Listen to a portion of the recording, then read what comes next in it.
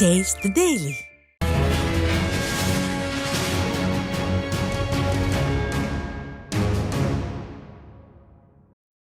சென்னை வில்லிவாக்கம் மேற்கு பகுதி கழக செயலாளர் வெங்கடேஷ் தலைமையில் வில்லிவாக்கம் மேற்கு பகுதி கழக நிர்வாகிகள் ஆலோசனை கூட்டம் நடைபெற்றது.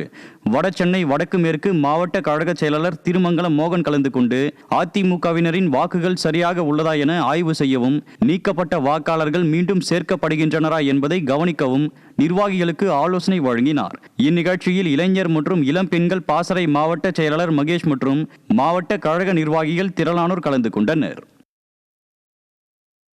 கிருஷ்ணகிரி அதிமுக நகர கழக நிர்வாகிகளுக்கு பொங்கல் மற்றும் புத்தாண்டு வாழ்த்துக்கள் தெரிவித்து பரிசுகள் வழங்கும் நிகழ்ச்சி அதிமுக நகர கழக அலுவலகத்தில் நடைபெற்றது.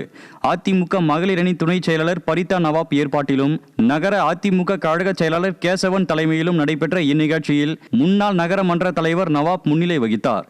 இதில் அதிமுக சட்டமன்ற உறுப்பினர் அசோக்குமார் சிறப்பு அழைப்பாளராக கலந்து கொண்டு நகர கழக நிர்வாகிகள் அனைவருக்கும் புத்தாடைகள், இனிப்புகள் மற்றும் தலா 2000 ரூபாய் ரொக்கத்தொகை வழங்கி வாழ்த்து தெரிவித்தார்.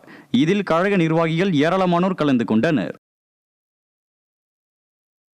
சென்னை திருவொற்றியூர் அஜாக்ஸ் பேருந்து நிலையம் அருகே அதிமுக சார்பில் மகளிர் சுய உதவிக்குழு பெண்கள் 200 பேருக்கு நலத்திட்ட உதவிகள் வழங்கப்பட்டன.